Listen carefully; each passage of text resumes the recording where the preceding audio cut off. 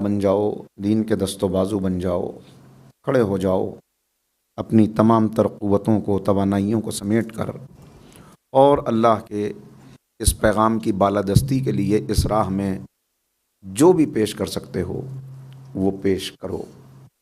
قدم پیچھے نہ ہٹاؤ، آگے بڑھو، اور جب تم ایک مرتبہ آگے بڑھو گے تو پھر اللہ تم کو خود ایسی قوت اور ایسا ثبات قدم عطا کرے گا کہ تم ہر مشکل کا مقابلہ بڑی آسانی سے کر لو گے۔ عرض کیا تھا کہ دین کا اصل مقصد ہی یہ ہے کہ ایک تو ہر ایک کے حقوق محفوظ ہو جائیں، جس کو واضح طور پر بیان کیا گیا کہ کیوں انبیاء و مرسلین آئے اور کیوں یہ دین تم تک بھیجا گیا، لِيَقُومَ النَّاسُ بِالْقِسْطِ، تاکہ عدل و انصاف کی ایک فضا ہموار ہو جائے، تاکہ ایک دوسرے کے حقوق پامال کرنے کے لیے تم قدم نہ بڑھاؤ۔ اور دوسرا، اس دین کے اس دنیا میں آنے کا ہدف اور مقصد بیان کیا گیا کہ کیا ہے، اللہ ولی الذین آمنوا یخرجہم من الظلمات الی النور، کہ تم کو تاریکیوں سے نکال کر، اندھیروں سے نکال کر روشنی میں لے آئے، حقائق تم پر واضح ہو جائیں، حجت تمام ہو جائے، اور کوئی یہ نہ کہہ سکے ہمیں پتہ نہ چل سکا، ہمیں خبر نہ ہو سکی، ہمیں معلوم نہ ہو سکا۔ زندگی کے ہر مرحلے میں دین کی تعلیمات کو تسلیم کر کے تمہارا اپنا ہی فائدہ ہوگا، ہر مرحلے زندگی میں تمہارا فائدہ ہوگا۔ میں ایک دو مثالیں عرض کر دوں کہ بعد بات آگے بڑھے۔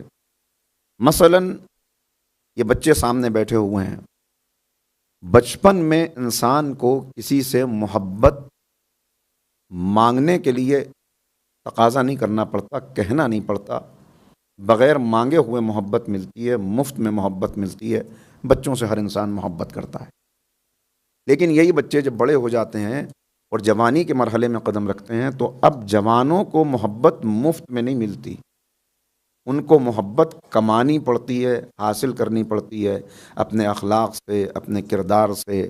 اگر اچھا اخلاق پیش کریں گے تو لوگ محبت کریں گے، ورنہ دوری اختیار کر لیں گے۔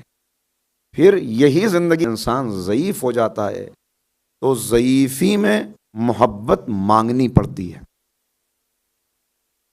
کتنا مہربان ہے ہمارا رب اور کتنا پیارا ہے یہ دین کہ تمہیں ضعیفی میں کاسے گدائی لے کر محبت کی بھیک نہ مانگنی پڑے۔ اس کے لیے اس نے تمہاری ضعیفی کو، تمہارے بڑھاپے کو محفوظ کر دیا، اور تمہاری پوسٹ ریٹائرمنٹ لائف کو پروٹیکٹ کرتے ہوئے اعلان کر دیا، وَقَضَىٰ رَبُّكَ أَلَّا تَعْبُدُوا إِلَّا إِيَّاهُ وَبِالْوَالِدَيْنِ إِحْسَانًا۔ یہ جو جوانوں کو ان کا فرض یاد دلایا گیا، اولاد کو اس کا فرض یاد دلایا گیا، یہ اسی لیے کہ فطرت کا تقاضا یہ ہے کہ جب کوئی شے انسان پر بوجھ بننے لگتی ہے تو اس کے بعد وہ اپنے فرض سے قدم پیچھے ہٹانے لگتا ہے۔ تو یہ حسن ہے اس دین کا، یہ حسن ہے اس مذہب کا کہ اس نے بچوں سے لے کر ضعیفوں تک ہر ایک کے حق کو محفوظ کر دیا، اگر اس دین پر عمل کیا جائے، اگر اس کی تعلیمات کو اپنی زندگی میں لایا جائے۔ اچھا، بچوں کی محبت کرتے ہوئے کہیں محبت میں حد سے زیادہ بڑھ کے محبت کے جذبات اتنے غالب نہ آ جائیں کہ تم انہی کی زندگی کو برباد کر دو۔ لہٰذا اب یہاں ضعیفوں کو یاد دلایا گیا، بزرگوں کو یاد دلایا گیا، والدین کو یاد دلایا گیا کہ تمہارے جو فرائض ہیں ان سے بھی غافل نہ ہو جانا۔ اور یہاں واضح طور پہ اعلان کیا گیا، یا ایھا الذین آمنوا قوا انفسکم واہلیکم نارا، کہ صاحبان ایمان اپنے آپ کو اور اپنی اولاد کو، اپنے خاندان کو، اپنے ماتحت جو تمہارے زیر نگی ہیں ان کو بھی جہنم کی آگ سے بچاؤ، یعنی ان کے مستقبل کو محفوظ کرو۔ تو ہر ایک کے مستقبل کو محفوظ کرنے والی نعمت کا نام دین ہے۔ یہ دین زندگی میں آ جائے تو ہر ایک کا حق محفوظ ہو جائے، ہر ایک کا مستقبل محفوظ ہو جائے۔ لیکن میں نے آپ کی خدمت میں عرض کیا کہ دین کو جو درپیش خطرات ہیں، انسان کو جو سامنے اس کے خطرات ہیں، ان خطرات کا مختصر سا جائزہ میں نے آپ کی خدمت میں پیش کیا کہ جو ہر دور میں آتے رہے، آج بھی ہیں اور آئندہ بھی ہوتے رہیں گے، وہ خطرات، وہ جہالتیں ہیں جو مل کے دین پر حملہ کرتی ہیں، معاشرے پر حملہ کرتی ہیں اور دین کے ماننے والوں کو اپنے شکنجے میں لیتی ہیں، جن میں ایک خالص جہالت ہے۔ خالص جہالت کا تقاضا اور مطالبہ یہ ہے کہ کسی کو ماننے کی ضرورت نہیں ہے، زندگی ملی ہے، اس کو گزارو اور زیادہ سے زیادہ لذتیں حاصل کرو۔ راہبانہ جہالت دوسری جہالت ہے جس کا تقاضا یہ ہے کہ اگر واقعاً اپنے آپ کو کامیاب کرنا ہے اور دین کے تقاضے کو پورا کرنا ہے تو دنیا سے الگ ہٹ جاؤ۔ رشتہ داروں کی محبت، عزیزوں کی محبت، اپنے نفس کی محبت، یہ سب تم کو برباد اور تباہ کر دے گی، لہذا الگ ہٹ جاؤ۔ تیسرا حملہ میں نے عرض کیا کہ تیسرا حملہ مشرکانہ جہالت کا ہے کہ جہاں آواز یہ آتی ہے کہ ایک قوت نہیں ہے، بہت ساری قوتیں ہیں، ان کے آگے سر جھکا دو۔ اور کل بات یہاں تک بڑھی، ایک ذرا مل کے صلوات آپ حضرات پڑھ دیں تو بات آگے۔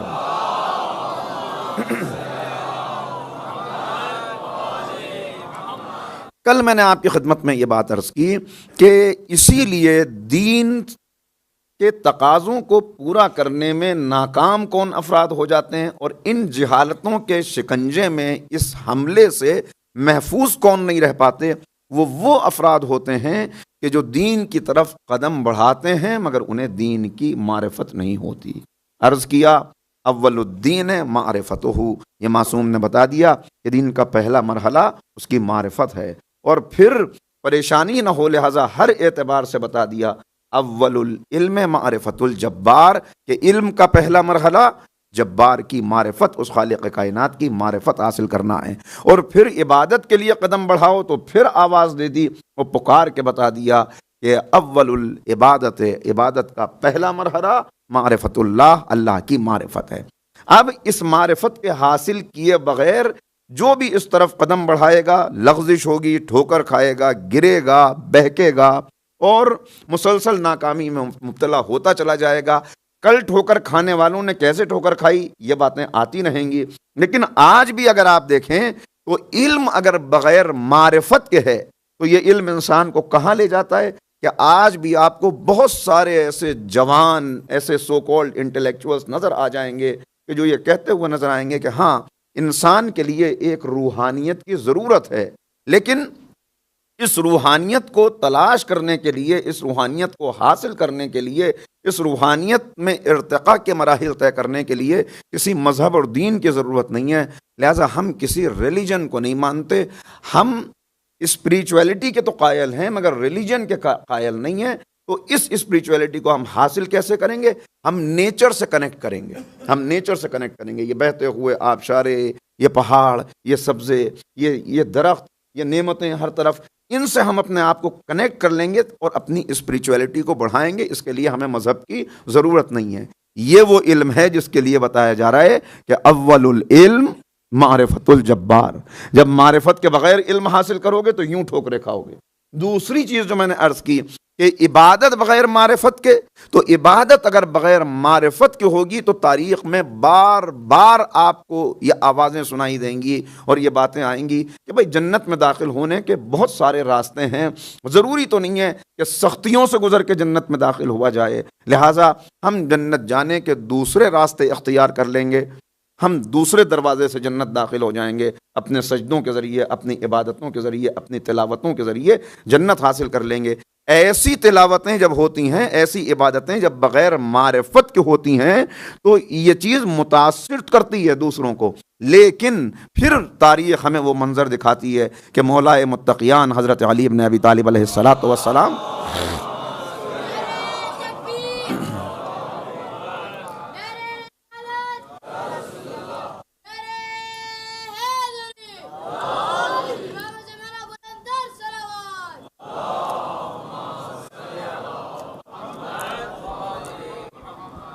تو میں نے عرض کیا کہ جب بغیر معرفت کے عبادت ہوتی ہے تو پھر تاریخ یہ منظر دکھاتی ہے کہ مولا گزر رہے ہیں، جناب کمیل ساتھ ہیں، ایک گھر سے بڑی اچھی آواز میں تلاوت قرآن کی آواز آ رہی ہے، تلاوت ہو رہی ہے، ایسی آواز ہے کہ جاذب آواز، دل کھینچا چلا جا رہا ہے اس کی طرف۔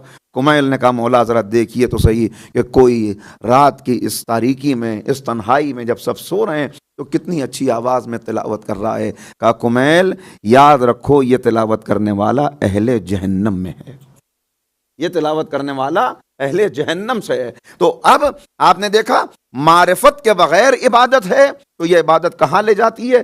تلاوت کرنے والا اہل جہنم میں کیسے ہے؟ یہ پتا چلا جب نہروان کا میدان سجا، تب معلوم ہوا کہ جو کل قرآن صامت کی تلاوت کر رہا تھا، آج وہ قرآن ناطق کے مقابلے پر کھڑا ہوا تھا۔ یہ ہے عدم معرفت، عبادت بغیر معرفت کے۔ کہ اب امام کے مقابلے پر کھڑے ہوئے ہیں اور وہ وقت گزرا کہ میدان میں جب جنگ تھم گئی، جب جنگ کے شعلے ٹھنڈے ہو گئے، تب امام نے کمیل کو آواز دی، کمیل یہ لاشا دیکھ رہے ہو پڑا ہوا، یہ وہی تلاوت کرنے والا ہے جس کے لیے میں نے خبر دی تھی کہ یہ اہل جہنم میں ہے۔ تو جب معرفت کے بغیر علم ہوگا تو اسپریچولیٹی کو، مذہب کو چھوڑ کے تلاش کرے گا۔ جب معرفت کے بغیر عبادت ہوگی تو یہ عبادت اس کو کوئی فائدہ نہیں پہنچائے گی۔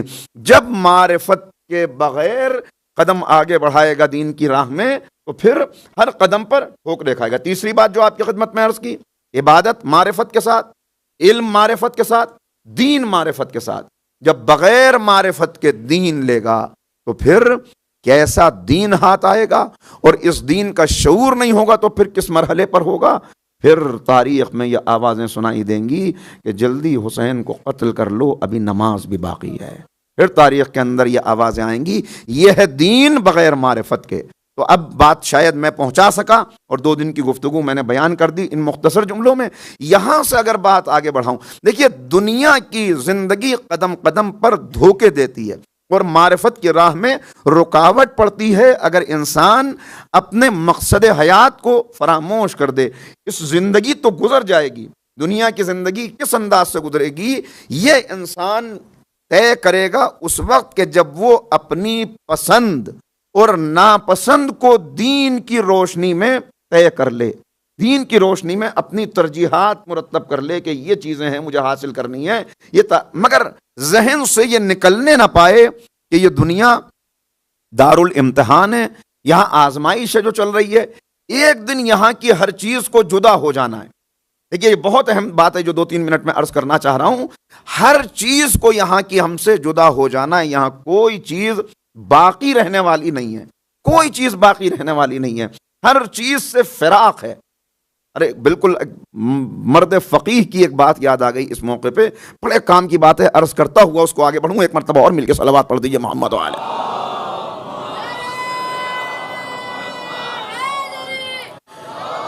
تو جلدی جلدی مطالب آپ کی خدمت میں بیان کر دوں جو میں نے عرض کیا کہ ذرا سا کیا فراق کا کیسا فراق تو ہونا ہے اس دنیا میں، کوئی 4 حالتوں سے خالی نہیں ہے یہ دنیا کہ یا انسان اس دنیا کو حاصل کر لے اور آخرت کو کھو دے، یا اس دنیا کو کھو دے اور آخرت کو حاصل کر لے، یا اسے دنیا اور آخرت دونوں مل جائیں، یا دنیا اور آخرت دونوں سے محروم ہو جائے، کچھ بھی اس کے ہاتھ نہ آئے۔ یہ دنیا اور آخرت دونوں سے محروم ہونے والا کون ہے؟ یہ وہی ہے جس نے سب سے زیادہ نقصان اٹھایا، خسر الدنیا والآخرہ۔ یہ کون ہے؟ وہی جن کا کل میں نے تذکرہ کیا کہ قرآن کریم جن کا تعارف کرا رہا ہے کہ وَمِنَ النَّاسِ مَن يَعْبُدُ اللَّهَ عَلَى حَرْفٍ، کہ اللہ کی عبادت کرنے والے کنارے پر کھڑے ہو کے، کہ ان کا انجام کیا ہے؟ خسر الدنیا والآخرہ، دنیا میں بھی نقصان اٹھانے والے ہیں، آخرت میں بھی نقصان اٹھانے والے ہیں۔ ذالک هو الخسران المبین، یہ سب سے زیادہ نقصان اٹھانے والے ہیں۔ تو ہر چیز یہاں کی جدا ہو جائے گی، جدائی ایک دن ہونی ہے، ہر رشتے میں جدائی ہو جائے گی، ہر چیز سے جدائی ہو جائے گی۔ مگر مرد فقیر نے کیا اہم بات کہی ہے، ہمارے علماء کو خدا سلامت رکھے، طول عمر عطا کرے، اور جو اس دنیا سے رخصت ہو چکے ہیں ان کو غریق رحمت کرے۔ میں تو ایک طالب علم ہوں، ایک اسکالر ہوں، تحقیق کر کے علماء کی وہ باتیں آسان الفاظ میں کہ بچوں کے لیے، جوانوں کے لیے قابل فہم ہو جائیں، پہنچانے کی کوشش کرتا ہوں۔ کس کوشش میں کتنا کامیاب ہوں اور کتنا باتیں پہنچ رہی ہیں یہ تو بہرحال اس عشرے کے اختتام پہ کچھ سامنے آ جائے گا، لیکن امید کرتے ہوئے اور دعا کرتے ہوئے اور توفیق مانگتے ہوئے پروردگار سے اور شہزادی کونین سے کہ ان کی نظر خاص ہو جائے تو مطالب پہنچانے میں کامیاب ہو جاؤں اور باتیں آپ تک پہنچنے میں بھی کامیاب ہو جائیں، تاکہ آپ کے لیے بھی باعث اجر و ثواب اور باعث ہدایت ہو، میرے لیے بھی باعث نجات ہو۔ اس دعا کی قبولیت کے لیے اور ایک صلوات پڑھ دیں محمد وعلیہ۔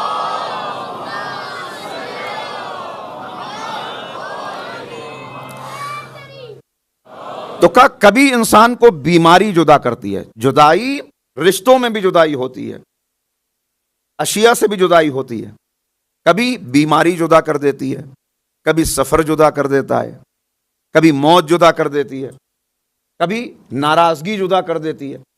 یہ سارے اسباب ہیں فراق کے کہ انسان سے جدا ہو جاتا ہے۔ کوئی بیماری ایسی آ گئی کہ اس کے بعد طبیب نے کہا کہ ان کو آئسولیشن کی ضرورت ہے، یہ بیماری اوروں کو نہ لگ جائے، تو آپ نے دیکھا بھی وہ زمانہ گزرا ہے، جدا ہو گئے، اپنے گھر والوں سے جدا ہو گیا انسان۔ دوسری چیز کہ ناراض ہو گیا انسان کسی سے، بڑے اچھے تعلقات تھے، بڑا ساتھ ساتھ رہتے تھے، مگر اس ناراضگی نے جدائی ڈال دی۔ سفر اختیار کرنا پڑا کسی کو، آپ میں سے اکثر لوگ وہ ہیں کہ جو یہاں پر مسافر ہیں، اپنے گھر والوں سے دور ہیں، اس سفر نے جدائی ڈال دی۔ کوئی اور ایسا مرحلہ آ گیا کہ جس کی وجہ سے جدا ہو گیا۔ ان میں ایک فراق موت ہے، مگر عالم بزرگ جو بات بیان فرما رہے ہیں وہ کہہ رہے ہیں نہ فراق موت حقیقی فراق ہے، نہ فراق سفر حقیقی فراق ہے، نہ فراق مرض حقیقی فراق ہے، نہ ناراضگی کا فراق حقیقی فراق ہے۔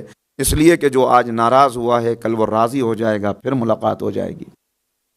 جو آج بیمار ہوا ہے کل اس کو شفا مل جائے گی، یہ فاصلہ ختم ہو جائے گا، پھر جدائی ختم ہو جائے گی۔ جو سفر پہ گیا ہے اللہ ساتھ خیریت کے اس کو واپس پلٹا دے گا، فراق ختم ہو جائے گا۔ حد یہ ہے کہ موت کا فراق بھی فراق نہیں ہے، اس لیے کہ موت جن کو جدا کرے گی پھر میدان محشر میں وہ ایک دوسرے کے سامنے ہوں گے، پھر سب جمع ہو جائیں گے۔ تو پھر حقیقی فراق کیا ہے؟ وہ کہتے ہیں حقیقی فراق یہ ہے کہ دو دوست، دو بھائی، دو عزیز باپ اور بیٹا، شوہر اور زوجہ کا حقیقی جدائی یہ ہے کہ جب یہ میدان محشر میں پہنچیں اور ان کا حساب و کتاب ہو تو ایک کے لیے جنت کا فیصلہ ہو جائے، دوسرے کے لیے جہنم کا فیصلہ ہو جائے، کہ یہ جدائی حقیقی جدائی ہے، اس لیے کہ اب ملاقات نہیں ہوگی۔ اس جدائی سے اللہ محفوظ رکھے، اور اس جدائی سے محفوظ رکھنے کا بہترین وسیلہ یہ عشق حسین ہے۔ یہ سید الشہداء کی غم میں، ان کی یاد میں نکلنے والے آنسو، بہنے والے آنسو، اس کی وضاحت کل کی تقریر میں کروں گا کہ کیسے یہ سید الشہداء کے نکلنے والے آنسو، کیا ان کی قیمت ہے اور کیسے یہ ہمیں جمع کر دیں گے انشاءاللہ۔ وہاں بھی ایک مرتبہ مل کے صلوات پڑھیں اس دعا کی قبولیت کے لیے کہ سب کو اللہ جمع کر دے۔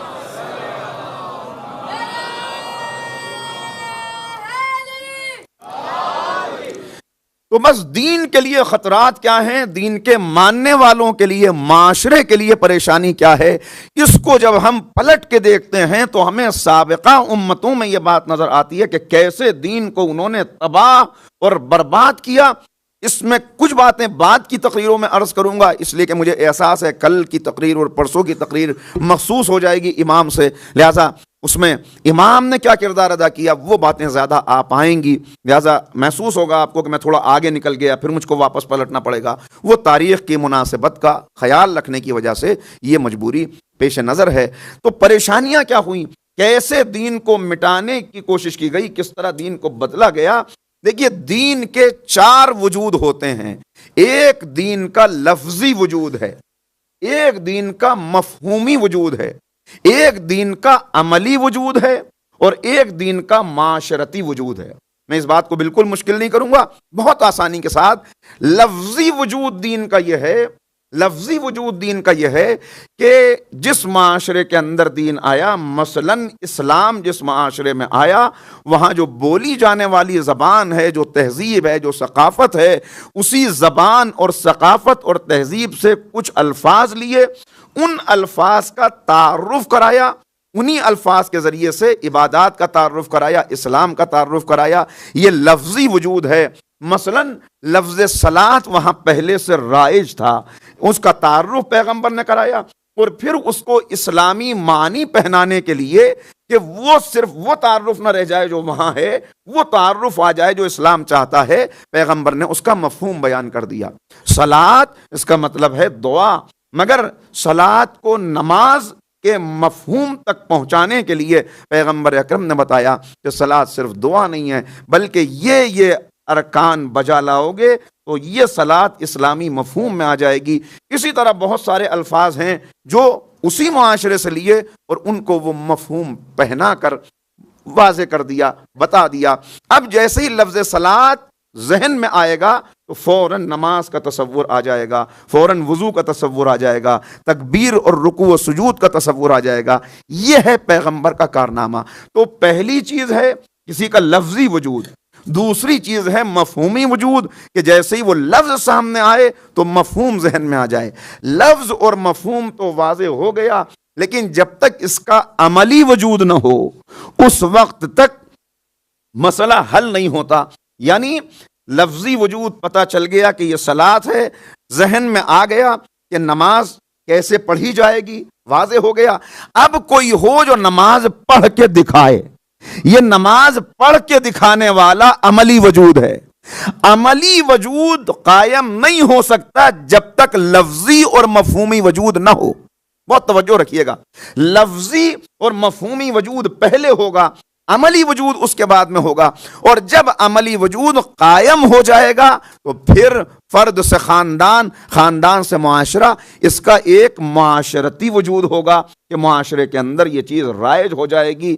چونکہ ہر نبی پہلے خود مسلمان ہے، پہلے خود اللہ کا بندہ ہے، لہذا بحیثیت مسلمان اور بحیثیت بندے کے اسے وہ سارے اعمال خود بھی کرنے ہیں کہ اللہ کی بندگی کا حق ادا ہو جائے، اور وہ نبی اور رسول ہے تو اسے وہ پہنچانے بھی ہیں تاکہ کوئی یہ نہ کہہ سکے کہ ہم تک پہنچا نہیں، ہر ایک تک اس کو پہنچانا بھی ہے۔ یہ دونوں ذمہ داریاں نبی اپنے دور میں ادا کریں گے۔ اب جو مٹانے والے ہیں، جو ختم کرنے والی طاقتیں ہیں، یہ تینوں قوتیں جن کا میں نے تذکرہ کیا، جب یہ ایک ساتھ حملہ کریں گی دین پر تو یہ کیا کریں گی، یہ دین کو کس طرح بدلیں گی۔ تین چیزیں کی جو سابقہ امتوں نے کی اور جس کے لیے پیغمبر نے کہا کہ میری امت بھی اسی راہ پر چلے گی، میری امت بھی اسی طرح بدلے گی۔ ان میں کیا چیزیں تھیں؟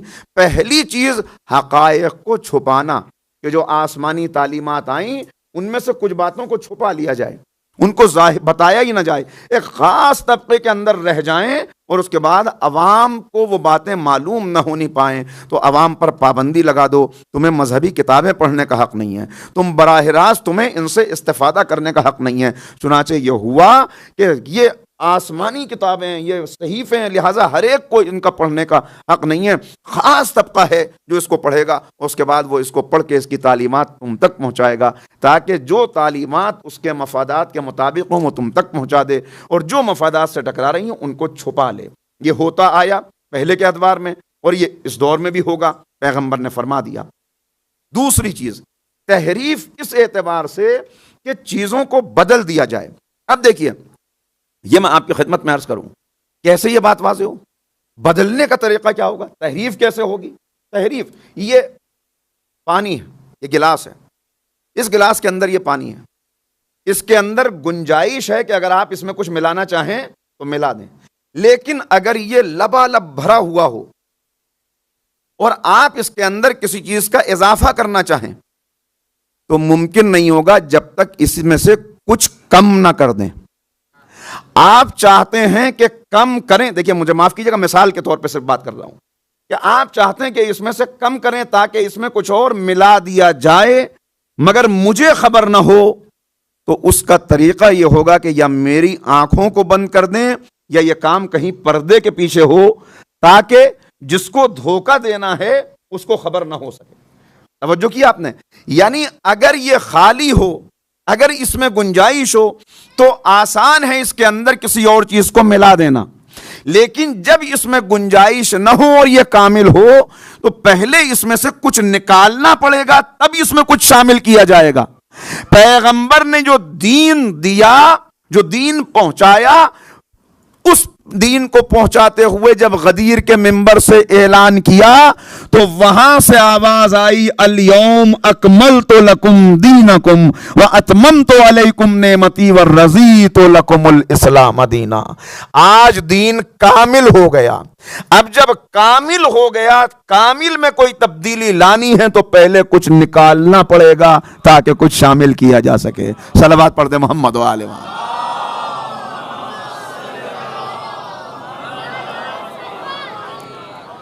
احیاء دین تک پہنچنے کے لیے بس یہ مراحل ہیں جو آج کی کل کی تقریروں میں آپ کی خدمت میں عرض کرنا چاہتا ہوں. تو پہلے کچھ نکالنا پڑے گا، بدلنا. اچھا، ایک اور بات آپ کی خدمت میں عرض کروں کہ اگر اس کو پورا خالی کر دیا اور اس کے بعد اس میں کوئی دوسرا مشروب بھر دیا تب تو مسئلہ ہی حل نہیں ہوگا، مقصد ہی پورا نہیں ہوگا.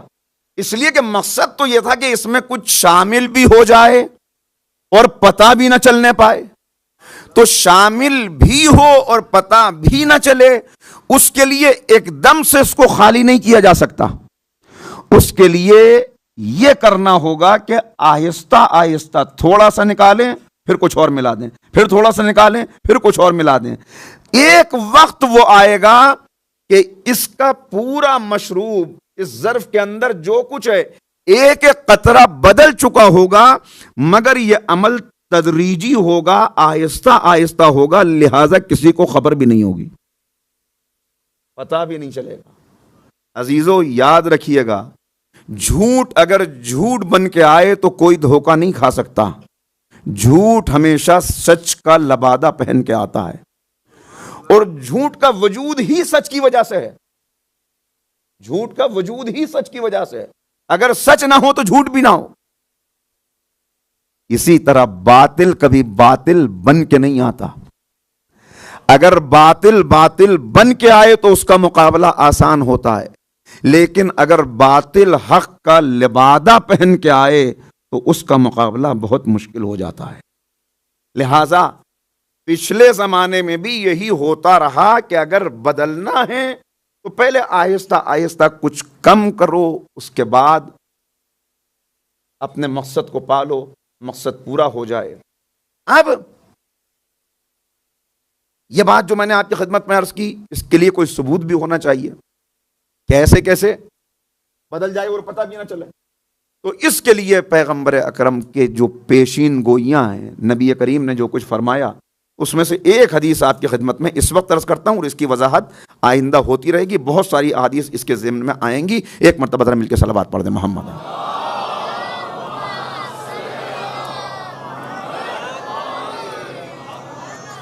حضور فرما رہے ہیں یأتی علی الناس زمان لا یبقى من الاسلام الا اسمه ولا من الدین الا رسمه ولا من القرآن الا حرف. لوگوں پر، میری امت پر ایک زمانہ ایسا آئے گا کہ جب اسلام میں سوائے نام کے کچھ باقی نہ رہ جائے گا.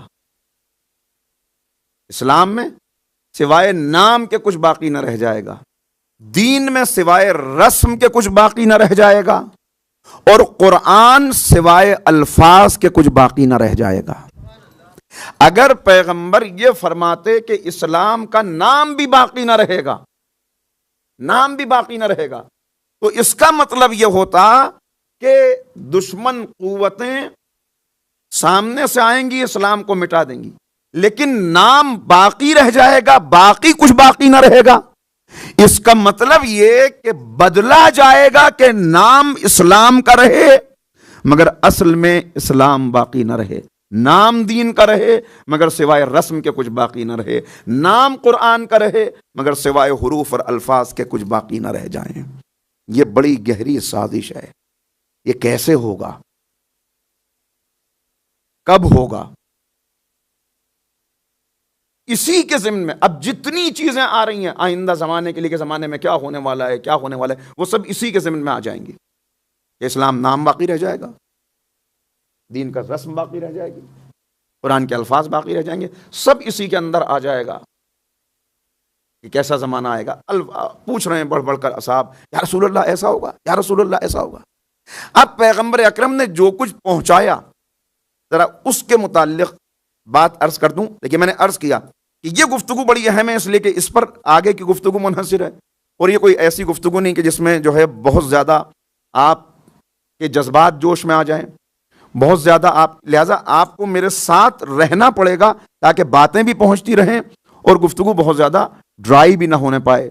اس کے لیے بس بیچ میں صلوات ایسی پڑھتے رہیے گا جس سے مجھے اندازہ ہو کہ آپ کتنا متوجہ ہیں.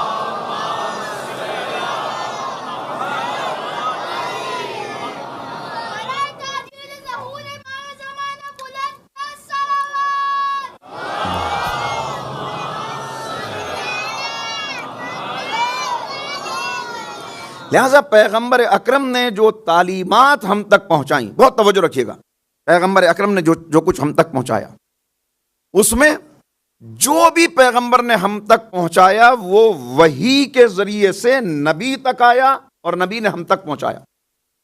بات واضح ہے؟ اس وحی کے ذریعے سے جو کچھ پیغمبر تک آیا اس کے لیے نبی کریم نے خود یہ ارشاد فرمایا کہ دیکھو جو اللہ کی جو تعلیمات مجھ تک آئی ہیں ان میں سے جس کو معجزہ بنا کر پیش کیا، جس کو فصاحت و بلاغت کا معجزہ بنا کر چیلنج کیا اس معاشرے کو، وہ ہے قرآن کریم.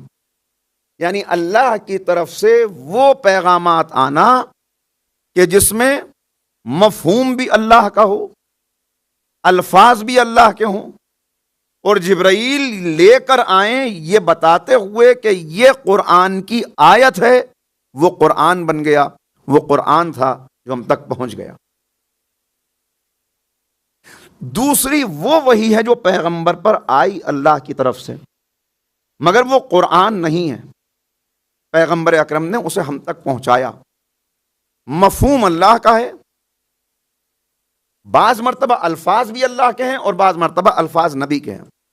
تو یہ حدیث بنی اور حدیث کی دو قسمیں ہوئیں. وہ کلام جو قرآن نہیں ہے مگر اللہ کی طرف سے آیا، الفاظ بھی اللہ کے، مفہوم بھی اللہ کا، اسے حدیث قدسی کہا گیا. اور وہ مفہوم جو اللہ کی طرف سے آیا مگر پیغمبر نے اپنے الفاظ میں بیان کیا، اسے حدیث پیغمبر کہا گیا. نبی کریم فرما رہے ہیں ایک موقع کے اوپر کہ دیکھو جو میں تمہارے درمیان بیان کرتا ہوں اس کو لکھ لیا کرو. بہت توجہ رکھیے گا، اس کو لکھ لیا کرو. قید العلم، علم کو قید کر لو. تو صاحب نے پوچھا یا رسول اللہ علم کو قید کیسے کیا جائے؟ کہا اس کو لکھ لو، اس کو تحریر کر لو.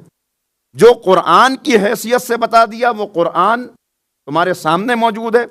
اب اس کے اندر کسی تبدیلی کی، کسی اضافے کی، کسی تحریف کی گنجائش نہیں ہے، اس لیے کہ اللہ نے ذمہ داری لے لی، انا نحن نزلنا الذکر وَإِنَّا لَهُ لَحَافِظُونَ، ہم نے اس ذکر کو نازل کیا اور ہم اس کے محافظ ہیں. دوسری چیز جس کے لکھنے کا حکم دیا کہ اس کو لکھ لو، اس کو تحریر میں لے آؤ، وہ ہے پیغمبر کی حدیث. گھبرائے تو نہیں ہے، بات واضح ہو رہی ہے. نبی کی حدیث. اصحاب نے پیغمبر سے سوال کیے جس کے 2-3 حوالے آپ کی خدمت میں عرض کروں. عبداللہ ابن عمرو عاص یہ پیغمبر سے سوال کرتے ہیں یا رسول اللہ مجھے اجازت دیتے ہیں کہ آپ جو کچھ بیان کریں اسے میں لکھ لیا کروں؟ پیغمبر نے کہا ہاں اس کو لکھ لیا کرو. کہا اجازت ہے کہ سب لکھ لوں؟ جواب سے سنو، چاہے آپ غصے کی حالت میں کہیں یا آپ خوشی کی حالت میں کہیں. پیغمبر نے کہا خوشی اور غصے کی حالت میں بھی جو میں کہوں اس کو لکھ لو، اس لیے کہ خوشی ہو یا غصہ ہو میں سوائے حق کے کچھ نہیں کہتا. یعنی یہ تمہارا مزاج ہے کہ غصہ تمہارے الفاظ پر تمہارا قابو کھو دے. یہ تمہارا مزاج ہے کہ خوشی کے عالم میں جب تم بہت زیادہ خوشی ہوتی ہے تو جذبات میں آ کر وہ باتیں کہہ دو کہ جن کی کوئی حقیقت نہ ہو. مگر میں اللہ کا نبی ہوں، میں اللہ کا رسول ہوں، میں جو کچھ بیان کرتا ہوں وہ کوئی کیفیت ہو غصے کی ہو، اس لیے کہ ہمارا غصہ ہمارے لیے ہوتا ہے، نبی کا غصہ بھی ہوگا تو اللہ کے لیے ہوگا. نبی خوشی کا کوئی پیغام بھی دیں گے تو اللہ کی طرف سے کوئی خوشخبری بندوں کو سنا رہے ہوں گے. لہذا اس کو لکھ لیا کرو. بات واضح ہو گئی. پھر لکھنے کی ترغیب دلاتے ہوئے اور حدیث کو آگے پہنچانے کا پیغام دیتے ہوئے پیغمبر اکرم نے ایک موقع پر ارشاد فرمایا کہ سنو، جو میری کسی حدیث کو، وہ بات جو میں نے کل عرض کی کہ میں معصوم کیا فرما رہے ہیں کہ جو ہمارے امر کا احیاء کرے، جو ہمارے امر کا احیاء کرے، جو ہمارے امر کو زندہ کرے، تو امر کو زندہ کرنا کہ ہماری بات کو سنے، تو اس بات کو پیغمبر نے فرمایا جو میری حدیث کو، میرے پیغام کو سنے، اس پر ایمان لائے، اس کو یاد کرے اور اسے کسی دوسرے تک پہنچائے، اور اس پہنچانے کے نتیجے میں کہ اس نے جو پہنچایا کوئی سنت قائم ہو جائے یا کوئی بدعت ختم ہو جائے، تو میں ایسے شخص کو جنت کی بشارت دیتا ہوں۔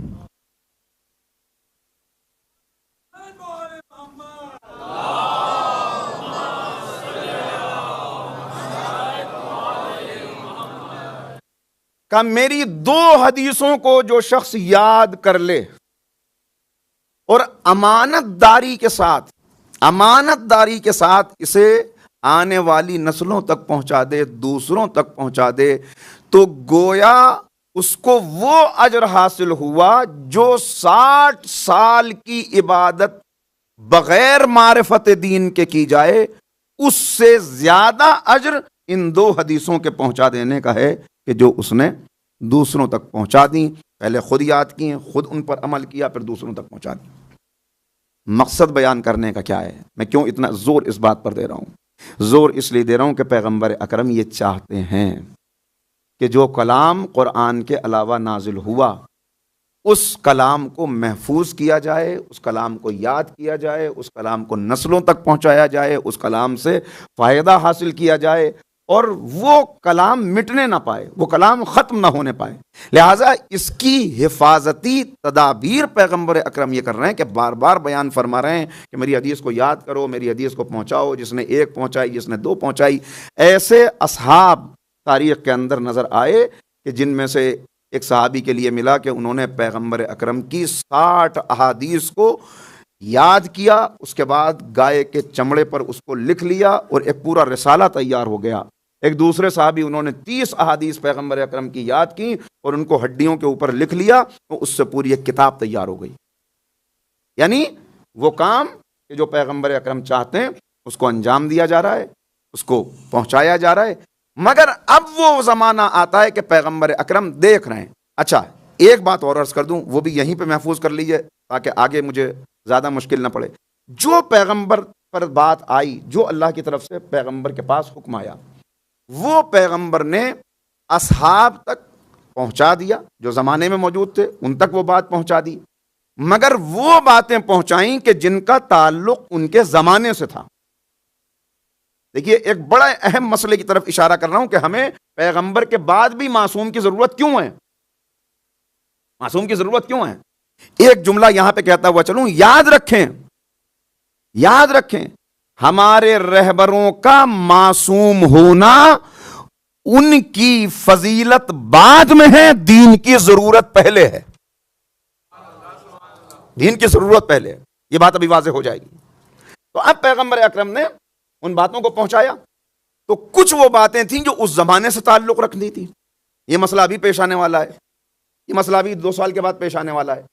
پیغمبر کی حیات طیبہ میں جتنے افراد موجود تھے، ان کے جو مسائل ہو سکتے تھے، ان مسائل کے حل کے لیے جتنا علم ضروری تھا، وہ سارا علم پیغمبر اکرم نے پہنچا دیا۔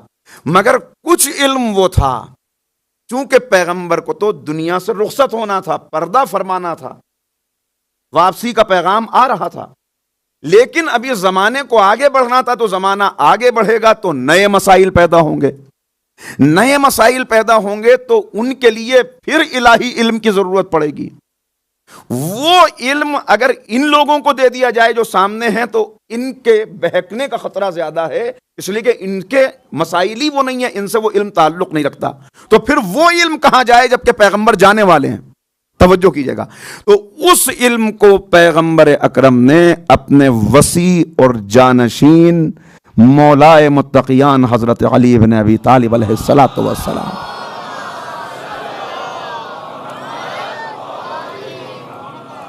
مولا کو وہ علم املا کرایا، مولا کو وہ علم لکھوایا، وہ باتیں مولا کو پہنچائیں تاکہ سینہ در سینہ منتقل ہوتی رہیں، اور اس طرح ایک پوری کتاب تیار ہو گئی جسے جامعہ کہا جاتا ہے۔ آپ نے بار بار اہل بیت کے تذکرے میں، اہل بیت کے تعلیمی آثار میں، اہل بیت کی علمی ورثے میں جامعہ اور جفر دونوں کا نام سنا ہے۔ یہ وہی جامعہ ہے کہ جسے پیغمبر اکرم نے املا کرایا، مولا متقیان نے محفوظ کیا، کتاب تیار ہو گئی۔ یہ کتاب نبی کریم کے پاس، مولا کائنات کے پاس رہی، مولا کے بعد امام حسن کے پاس رہی، امام حسن کے بعد امام حسین کے پاس رہی، اور اصحاب جیسے جیسے ملتے رہے، باوفا اصحاب ملے، اچھے اصحاب ملے، تو ائمہ نے اس کتاب کو ان کو دکھایا بھی۔ پانچویں امام، چھٹے امام نے اس کتاب سے جب کوئی آیا مسئلہ پوچھنے کے لیے تو کتاب کا تعارف ہو جائے، پتہ چل جائے، تو بعض اپنے اصحاب کو اس کتاب کی زیارت بھی کرائی اور اس سے حل بھی بتایا مسئلے کا کہ یہ حل ہے۔ لیکن اس علم کا تعلق چونکہ اس زمانے سے نہیں ہے، ان لوگوں سے نہیں ہے، لہٰذا ان کو یہ علم بتانا، سکھانا، اچھا ہر علم ہر ایک کو دیا بھی نہیں جا سکتا، اس لیے کہ علم کے لیے وہ سینہ بھی تو ضروری ہے جو اس کو محفوظ رکھ سکے، ظرف میں بھی تو صلاحیت ہو کہ وہ علم پہنچ جائے۔ تو اب بات واضح ہوئی، ایک علم وہ جو قرآن کی صورت میں موجود ہے، ایک علم وہ جس کے لیے پیغمبر فرما رہے ہیں کہ یہ قرآن ہی کے برابر علم ہے، قرآن ہی کے برابر وہی ہے، مگر قرآن نہیں ہے، اس کے لیے خواہش کر رہے ہیں، حکم دے رہے ہیں، بتا رہے ہیں، ترغیب دلا رہے ہیں کہ اس کو یاد کر لو، اس کو محفوظ کرو، اس کو آگے پہنچاؤ۔ بات واضح ہو گئی۔ اور تیسرا وہ علم ہے کہ جس کا تعلق اس زمانے سے نہیں ہے، اسے پیغمبر اکرم اس کو دے رہے ہیں، اس تک منتقل کر رہے ہیں کہ جس کے لیے یہ فرما چکے ہیں، لحموں کا لحمی و دموں کا دمی، قلبوں کا قلبی و عزموں کا عزمی، مثلوں کا مثلی، اے علی تم مجھ سے ہو، میں تم سے ہوں، تمہاری مثال میری مثال ہے، تمہارا خون میرا خون ہے۔ لہٰذا وہ علم پیغمبر اکرم نے دے دیا۔ اب مسئلہ کیا آیا؟ اب پیغمبر اکرم خود فرما رہے ہیں کہ میں نے پہنچا دیا، باتیں آ گئیں، لیکن اب جو خطرہ ہے، احیاء دین کی ضرورت کہاں پڑے گی، دین کو خطرہ کہاں پہ آئے گا؟ وہاں پیغمبر اکرم نے جہاں ایک طرف یہ فرمایا کہ ایسا زمانہ آئے گا کہ جس میں سوائے نام کے اسلام میں کچھ باقی نہ رہے گا، سوائے رسم کے دین میں کچھ باقی نہ رہے گا، سوائے الفاظ کے قرآن میں کچھ باقی نہ رہے گا۔ اور یہ بیان کرتے ہوئے کئی موقعوں کے اوپر جو باتیں پیغمبر نے ارشاد فرمائیں، اس میں کا ایک موقع آپ کی خدمت میں عرض کرتا ہوں۔ خیبر کی جنگ فتح ہوئی ہے، اور جب جنگ خیبر فتح ہوئی تو خیبر کے قلعوں کے سرداروں میں سے ایک سردار، جس کے لیے تاریخ میں یہ بیان ہوا یہ بڑا تند مزاج اور بدتمیز قسم کا انسان تھا، فتح خیبر کے بعد یہ خدمت پیغمبر میں آیا اور بڑے گستاخی کے لہجے میں پیغمبر کو خطاب کر کے کہنے لگا کہ آپ کے لوگوں کو یہ حق کہاں سے حاصل ہو گیا کہ وہ ہماری دولت پر قبضہ کریں، ہمارے گھروں کے اندر داخل ہو جائیں، ہمارے درختوں کے میوے کھائیں اور ہماری خواتین پر نظر ڈالیں۔ یہ الفاظ سننے تھے کہ پیغمبر اتنے رنجیدہ ہوئے، یہ باتیں سن کے نبی کریم بہت رنجیدہ ہوئے، آپ کو بڑا غم ہوا، اور اس کے بعد آپ نے حکم دیا کہ سب کو جمع کرو، سب کو ایک جگہ جمع کرو، میں کچھ خطاب کرنا چاہتا ہوں۔ سب کو جمع کیا گیا، اور اس وقت پیغمبر اکرم نے ایک خطبہ ارشاد فرمایا۔ سب سے پہلے تو یہ ٹوکتے ہوئے کہا کہ تمہیں کس نے یہ اختیار دیا، کس نے یہ حق دیا کہ تم اہل کتاب کے گھروں میں بغیر اجازت کے داخل ہو گئے؟ یعنی اشارہ کر رہے ہیں پیغمبر، جو تعلیمات ہم نے دی تھیں، جو باتیں ہم نے بتائی تھیں، جو جنگ کے اصول سکھائے تھے، کیا ان کو فراموش کر دیا کہ تم نے ایسی بات کی کہ جس کی وجہ سے ایک شکایت آئی مجھے؟ اور پھر نبی کریم نے کہا اس کے بعد میں کہ سنو، ایک زمانہ آنے والا ہے، میں دیکھ رہا ہوں، میں مفہوم اپنی طرف سے عرض کر رہا ہوں اس لیے کہ یہ بہت ساری روایات کے اندر یہ مفہوم آیا، میں جلدی سے سنائی دے رہا ہوں کہ میں دیکھ رہا ہوں کہ ایک شخص ہے جو تخت پر تکیہ لگائے بیٹھا ہے، اس کا پیٹ بھرا ہوا ہے، اور اس کے سامنے جب میرا کوئی فرمان بیان کیا جا رہا ہے تو یہ کہہ رہا ہے کہ میں صرف اس حلال و حرام کو جانتا ہوں جو قرآن کے اندر لکھا ہوا ہے، قرآن کے علاوہ میں کسی حلال و حرام کو ماننے کے لیے تیار نہیں ہوں۔ یہ بیان کرنے کے بعد کچھ دیر پیغمبر ٹھہرے، اس کے بعد کہا بخدا وہ شخص جھوٹا ہے، وہ شخص جھوٹا ہے، اس لیے کہ حلال و حرام صرف وہ نہیں ہے جو قرآن کے اندر آیا ہے، بلکہ میں نے جو کچھ تم تک پہنچایا، جیسے قرآن کی آیت کا حلال حلال ہے، ایسے ہی میری حدیث کا حلال بھی حلال ہے، جیسے وہاں کا حرام حرام ہے ایسے ہی۔ لہذا حرام و حلال کے لیے صرف قرآن پر تکیہ نہ کرنا، قرآن پر اکتفا نہ کرنا، بلکہ میں نے جو کچھ تمہارے سامنے بیان کر دیا وہ بھی حلال و حرام کا، یعنی تمہارے لیے علم سیکھنے کا، دین کو حاصل کرنے کا۔ مگر پیغمبر اکرم نے خبر دے دی، بتا دیا کہ میں دیکھ رہا ہوں، مجھے نظر آ رہا ہے، وہ زمانہ قریب ہے کہ جب یہ کہا جائے گا کہ بس جو کچھ کتاب خدا میں آ گیا اسی سے نتیجہ نکالا جائے، اسی کو لیا جائے۔ وقت گزر گیا اور اس کے بعد وہ زمانہ جس کو یہ محسوس ہوتا تھا کہ ایک عرصہ گزر جائے گا، صدیوں کے بعد کبھی ایسا زمانہ آئے گا کہ جب پیغمبر اکرم کو جو خطرہ تھا، پیغمبر اکرم جس بات کی طرف متوجہ کر رہے تھے، ایسا خطرہ اسلام کو درپیش ہوگا۔ لیکن اب میں نے عرض کیا کہ بہت سی باتیں مجھے پڑھنی ہیں، بہت سی باتیں آپ کو سمجھنی ہیں۔ ایک صلوات پڑھیں مل کے محمد و آل محمد۔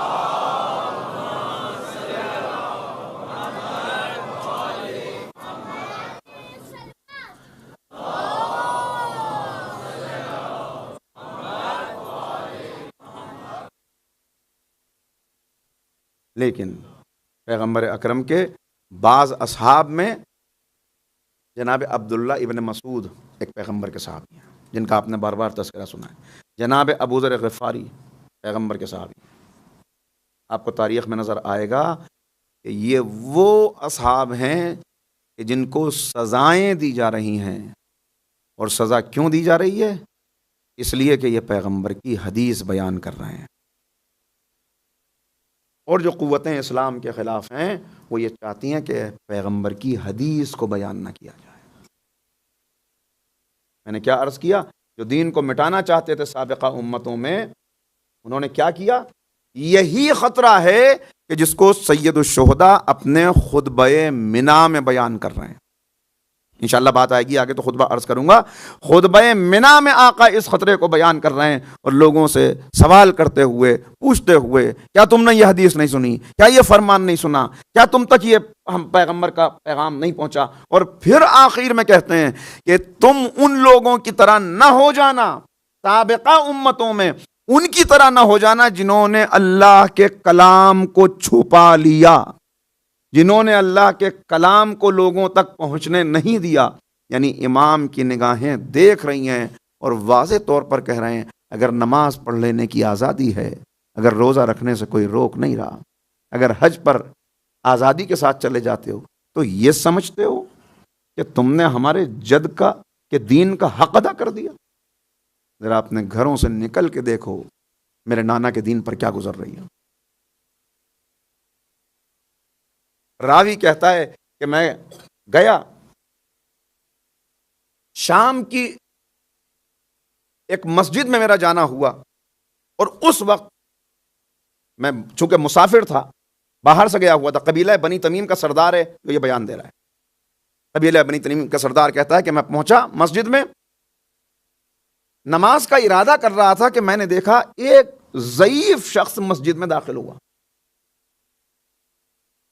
کہ میں نے عجب چیز مشاہدہ کی کہ وہ شخص جس گوشے میں جاتا ہے لوگ وہاں سے بھاگنے لگتے ہیں، وہ جس گوشے میں جاتا ہے لوگ وہاں سے ہٹنے لگتے ہیں۔ کہ میں نے اپنی نماز مکمل کی اور اس کے بعد دیکھا وہ بڑے خشوع و خضوع کے ساتھ ایک گوشہ تنہائی میں وہ نماز پڑھ رہا ہے، کہ میں جانتا نہیں تھا یہ کون ہے۔ میں اس کے قریب پہنچ گیا، جب میں اس کے قریب پہنچا بیٹھ گیا وہاں پر انتظار میں کہ اس کی نماز مکمل ہو تو میں اس سے بات کروں، کہ اس کی نماز مکمل ہوئی، اس نے میری طرف دیکھا، کہا کیوں میرے پاس آئے ہو؟ میرے پاس آنے کا سبب کیا ہے؟ میں کہا میں آپ کو جانتا نہیں ہوں، پوچھنے کے لیے آیا ہوں کہ آپ کون ہیں۔ کہا چلے جاؤ یہاں سے، دور ہو جاؤ، ورنہ میری بدبختی میں تم بھی مبتلا ہو جاؤ گے۔ تو میں نے پوچھا کہ کیا آپ کسی مرض میں مبتلا ہے؟ کوئی ایسی بیماری ہے آپ کو کہ جس کا لگنے کا خطرہ ہے، لوگ آپ سے بھاگ رہے ہیں؟ کہا نہیں، بلکہ حکم حاکم یہ ہے کہ کوئی میرے قریب نہ بیٹھے تاکہ میں اس کے سامنے حدیث رسول بیان نہ کر سکوں۔ کہا آپ ہیں کون؟ کہا میں صحابی رسول ابو ذر غفاری ہوں۔ اور کر رہے ہیں، خطرہ محسوس کر رہے ہیں؟ میں نے عرض کیا آج صرف میں اشارے کر رہا ہوں، جتنا ممکن ہوگا، آپ مجبوریوں کو جانتے ہیں، اتنا باتوں کو پھیلا سکوں گا، مگر بس پیشن۔ اور ایک موقع کے اوپر راوی کہتا ہے کہ ہم نے ایک شخص کو دیکھا کہ بڑی شان کے ساتھ خانہ کعبہ کا پردہ پکڑے ہوئے لوگوں کو متوجہ کر کے کہہ رہا تھا جو مجھے جانتا ہے وہ جانتا ہے، جو نہیں جانتا وہ جان لے، میں پیغمبر کا صحابی ابو ذر غفاری ہوں، سنو میری باتوں کو اور لکھ لو اور تحریر کر لو اور یاد کر لو اور آنے والی نسلوں کو بتا دو کہ میں نے اپنے ان کانوں سے پیغمبر اکرم کو یہ فرماتے ہوئے سنا ہے کہ آخری حج سے واپسی پر پیغمبر یہ وصیت فرما رہے تھے، من کنت مولا ہو فہذا علی مولا۔ صلوات پڑھیں نا محمد والے۔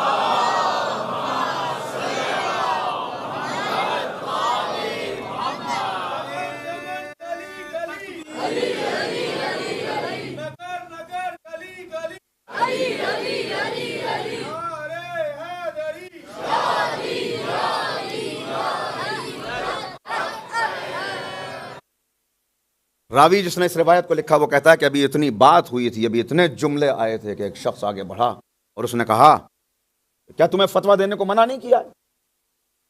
کیا تم کو روکا نہیں گیا ہے؟ کہتا ہے اس پیغمبر کے بزرگ صحابی نے کہا اگر کھلی ہوئی تلوار میری گردن تک آ جائے اور میری گردن کے کٹنے میں اتنا وقت باقی ہو کہ میں ایک لفظ پیغمبر کی حدیث کا پہنچا سکوں تو میں گردن کٹنے سے پہلے وہ لفظ ضرور پہنچا دوں گا۔ یہ ہے عالم۔ دین یوں نہیں مٹتا، احیاء دین کی ضرورت کیوں پڑتی ہے؟ حالات کیا ہوتے ہیں، زمانہ کیا ہوتا ہے۔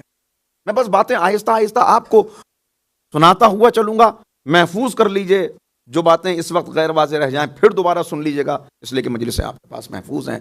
مگر بس اتنا خیال رکھیں عزیزو کہ یہ ساری چیزیں پیش نظر رکھتے ہوئے اس بات کا اندازہ کریں کہ اگر جو حالات چل رہے تھے وہ چلتے رہ جاتے تو آج کیا ہوتا؟ آج کیا ہوتا؟ یہاں سے سلام کیجئے پیغمبر کے وارثوں کو، وارثوں کو سلام کیجئے کہ جنہوں نے گردنیں کٹا دیں، زہر کے پیالے پی لیے، قید خانوں کو گوارا کر لیا، اولاد کی قربانی دے دی، وطن چھوڑ دیا، پوری زندگیاں قید خانوں کی نذر ہو گئیں، بغداد کے پل پہ جنازے کو رکھوانا گوارا کر لیا، مگر یہ گوارا نہیں کیا کہ دین کو مٹ جانے دیں۔ بڑی قیمت ہے جو اس کی اہل بیت نے ادا کی ہے، بڑی قیمت ہے جو اس کی اہل بیت نے ادا کی۔ وقت تمام ہو رہا ہے، باتیں اور عرض کرنی ہیں لیکن انشاءاللہ آئیں گی۔ تو اب ضرورت تھی ایسے میں، ایسے عالم میں، جو بات آگے ابھی آئے گی کہ کیوں آخر سب خاموش ہو گئے تھے، ایک سکوت اور جمود تھا، تو کیوں فرزند رسول کو اٹھنا پڑا؟ نانا کی قبر کا مجاور، مسجد نبوی میں چراغ جلانے والا، کیوں آخر جب سب خاموش ہیں حسین بھی خاموش ہو جاتے ہیں؟ مگر یاد رکھیے اب دین کو ضرورت ہے اس کی کہ جو قیامت تک کے لیے دین کو محفوظ کرتے ہیں۔ حالانکہ یہ تسلسل سے یہ کام چلتا رہا، لیکن کربلا، اگر کربلا نہ ہوتی تو آثار ختم ہو گئے ہوتے۔ کیوں حسین اٹھے؟ سب خاموش ہو سکتے ہیں، سب چپ رہ سکتے ہیں، مگر حسین چپ نہیں رہ سکتے۔ اس لیے آئے ہے بس آخر میں ایک جملہ کہہ دوں اور یہیں سے بات کل آگے بڑھے گی.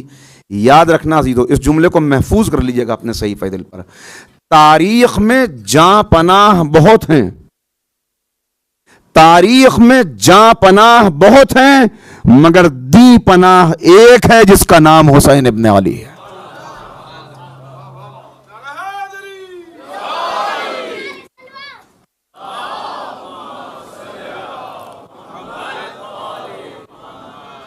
تاریخ دے رہی ہے یہ آواز دم بدم، دشتے صبا تو عزم ہے دشتے بلا و غم. صبر مسیح و جرت سقراط کی قسم، اس راہ میں ملا ہے ایک انسان کا قدم، جس کی رگوں میں آتش بدر و حنین ہے، جس سورما کا اسم گرامی حسین. آسان مرحلے نہیں ہیں. اگر سید الشہداء کی قربانی نہ ہو، بات آگے بڑھے گی. یہاں سے جو میں نے گفتگو اس وقت روکی ہے، تھوڑا سا بیچ کا حصہ چھوڑتے ہوئے مجھے کل آگے بڑھنا پڑے گا، کیونکہ کل سید الساجدین کا تذکرہ کرنا ہے. کل اور پرسوں کی تقریر میں امام کا تذکرہ. مگر بس روکتا ہوں گفتگو کو. یہ کس کا لہو ہے؟ دیکھیے وہی اٹھ سکتا تھا. میں نے عرض کیا سب خاموش ہو جائیں، مگر جس کی رگوں میں پیغمبر کا خون ہے، جو لحم کا لحمی کا مصداق ہے، وہ کیسے خاموش ہو سکتا ہے؟ لہذا حسین اٹھے چلے. یہاں بھی روکنے والوں نے روکا. ایک جملہ اور فضیلت کا کہہ دوں منزل فضائل میں. یہاں بھی روکنے والوں نے روکا اور کہا نہ جائیے. طرح طرح کے جو مشورے دیے، جو باتیں آئیں، جو جملے کہے، ظاہر ہے کہ کچھ تو انتہائی مخلصانہ تھے جو کہنے والے تھے، لیکن اکثر کا انداز کیا تھا، لہجہ کیا تھا، کون تھے، کچھ اشارے کروں گا آنے والی تقریر میں. مگر مقصد یہ تھا، بتا یہ رہے تھے کہ آپ فرزند رسول نہ جائیے، آپ اس کے مقابلے پر نہ جائیے. وہ طاقت کا بت ہے، بہت طاقتور ہے، طاقت کا بت ہے. یعنی میں اپنے الفاظ میں اس بات کو پہنچانے کی کوشش کر رہا ہوں کہ نہ جائیے، وہ طاقت کا بت ہے. اس کے پاس بڑے بڑے پہلوان ہیں، اس کے پاس بڑے بڑے قلعے ہیں، مگر فاطمہ کا لال یہ اعلان کرتا ہوا چلا، تبھی تم نے حسین کو پہچانا کہاں ہے؟ اگر وہ طاقت کا بت ہے تو حسین بت شکن کا بیٹا ہے. اگر اس کے پاس بڑے بڑے قلعے ہیں تو حسین فاتح بدر و حنین کا لال ہے. نہیں ہو سکتا کہ حسین کے قدم رک جائیں. یہ راہ ایثار ہے، یہ راہ عشق ہے، یہ راہ مودت ہے. جو عشق خدا میں سرشار ہو، جو توحید کا محافظ بن کے نکلا ہو، پھر اس کے سامنے مرحلے کیا ہیں، مشکلات کیا ہیں. عزادارو، میں نے کل بھی یہ بات عرض کی تھی، اور اس جملے کے درد کو صاحبان اولاد محسوس کر سکتے ہیں کہ انسان کے لیے اپنی قربانی دینا آسان ہوتا ہے، لیکن اپنے پیاروں کو قربان کرنا، اپنے پیاروں کو قربان کرنا، ہاں میرے معبود، مگر یہ عشق خدا میں نکلنے، عشق خدا کی راہ میں نکلنے والا حسین ہے. اے میرے اللہ، یہ قدم رکنے والے نہیں ہیں. اپنی بیٹی سے بڑی محبت ہے، بڑی محبت ہے، مگر جب تیرے عشق کا مرحلہ آ جائے گا تو بیٹی کو روتا ہوا چھوڑ کے چلا جاؤں گا. اب بیٹی کہتی رہ جائے گی بابا جا رہے ہیں، بابا نیند آئے گی جب آپ کی بو پاؤں گی، بابا میں رات کو مقتل میں چلی آؤں گی. بابا فرمایا نکلتی نہیں سیدانیاں باہر، سینے پر سلائیں گے تمہیں رات کو مادر. وہ کہتی تھی سوئیں گے کہاں پھر علی اصغر. فرمایا کہ بس ضد نہ کرو، صدقے میں تم پر رات ہوئے گی اور دشت میں ہم ہوئیں گے. بی بی اصغر میرے ساتھ آج وہی سے. اچھا بابا چلے جائیے، مگر بابا ایک مرتبہ اور مجھے سینے پہ لٹا لیجئے، بابا ایک مرتبہ مجھے ایسے پیار کر لیجئے. بابا حسین جلتی ہوئی زمین پر لیٹے، بچی کو سینے پہ لٹایا، صاحبان اولاد ہیں، ایک بات کہوں، اے بی بی سکینہ، کتنی گرمی ہے، کتنی پیاس ہے، کتنے زخم ہیں، کتنے تھکے ہوئے بابا ہیں۔ اے بی بی اگر سینے پر لیٹنے کی خواہش کرنی تھی تو خیمے کے اندر یہ خواہش کر لی ہوتی، بابا سینے پہ لٹا دیتے، مگر خاندان رسالت کی بچی ہے، پلٹ کے جواب دے گی، ارے میرے نانا کی شریعت کا اصول یہ ہے کہ یتیموں کے سامنے اپنے بچوں کو پیار نہ کرو۔ میں کیسے خیمے کے اندر یہ خواہش کر دیتی، کہیں عباس کے یتیم ہیں، کہیں مسلم کے یتیم ہیں، اتنے یتیم بچوں کے سامنے بابا سے کیسے کہتی بابا مجھے پیار کر لیجئے، بابا مجھے سینے پہ لٹا لیجئے۔ اچھا بابا جائیے، خدا حافظ۔ حسین چلے گئے، حسین انتظار کرتی رہی سکینہ، پھر بابا پلٹ کے نہ آئے، بابا کی سواری کا گھوڑا آیا، زلجنا آیا۔ میں ایک مرتبہ زلجنا کے ٹاپوں کی جو آواز سنی تو باہر نکلی اور پہلا جملہ یہ پوچھا، اے زلجنا میرے بابا کو کہاں چھوڑ آیا، میرے بابا کو کہاں چھوڑ آیا؟ اللہ اللہ۔ اور پھر کیا پوچھا، اتنا بتا دے ذبح کرنے سے پہلے پانی پلایا یا میرے بابا کو پیاسا ذبح کر دیا؟ میرا بابا پیاسا ذبح کر دیا گیا۔ آزادارو، بس آخری فقرے، کہاں کیا عالم، ایک 4 برس کی بچی اور اس کے اوپر ایسے مظالم۔ لیجئے بس آخری فقرے پڑھتا ہوں۔ یہ قافلہ گزر رہا ہے کوفے کے بازار سے، تماشائیوں کا مجمع ہے، ایک جگہ یہ قافلہ رکا، کچھ بیویاں ہیں جو گھر کی چھتوں سے یہ تماشا دیکھ رہی ہیں۔ ایک بیوی کی نظر بچی پہ پڑی، عجیب عالم ہے، بچی کے کان زخمی ہیں، رخسار نیلے ہیں، ہونٹ سوکھے ہوئے ہیں۔ وہ بچی اپنی پھوپھی سے کہہ رہی ہے، پھوپھی اماں اگر چند قطرے پانی مل جاتا۔ بھئی بات سنی، اس مالکہ نے اپنی خادمہ کو حکم دیا جلدی جا کے پانی لے کے آ۔ پانی آیا، ایک مرتبہ پانی کا جام بڑھا کے کہا، بچی پانی پی لو۔ جب پانی پی لو، جناب سکینہ نے پھوپھی کو دیکھا، پھوپھی اماں پانی لے لوں؟ کہا بیٹی پانی لے لو۔ پانی لیا، کہا بیٹی پانی پی لو۔ اس سے پہلے کہ پانی پیتی، ایک مرتبہ اس بی بی نے کہا، جب پانی پی لو تو میرے حق میں کچھ دعائیں کر دینا، یتیموں کی دعائیں بڑی جلدی قبول ہوتی ہیں، میرے لیے کچھ دعائیں کر دینا۔ بس ایک مرتبہ ہاتھ رک گیا، کہا بیوی پہلے تم اپنی دعائیں بتا دو، میں بعد میں پانی پیوں گی۔ کہا میری ایک دعا تو یہ ہے کہ میرا شوہر پردیس میں ہے، دعا کر دو کہ حفاظت سے واپس آ جائے۔ کیا گزری ہوگی سکینہ کے دل پر، جلے ہوئے کرتے کا دامن پھیلایا، اے پالنے والے اس کا شوہر خیریت سے گھر پہنچ جائے۔ کبھی بھی ایک دعا اور کر دو کہ جیسے عالم غربت میں تم یتیم ہوئی، جیسے تم پہ مصیبتیں پڑی، میرے بچوں پہ کبھی ایسی مصیبتیں نہ پڑیں۔ کہ پروردگار سکینہ کی یتیمی کا واسطہ اس کے بچوں کو مصیبت سے بچا لے۔ کبھی بھی ایک دعا اور کر دو کہ مجھے جلدی مدینے جانا نصیب ہو، تو مدینے کا نام سننا تھا۔ ایک مرتبہ زینب متوجہ ہوئی، اے بی بی مدینے جا کے کیا کرے گی، مدینے میں کون ہے؟ کہ مدینے، ارے مدینے میں میرے آقا کا گھر ہے، میری شہزادی فاطمہ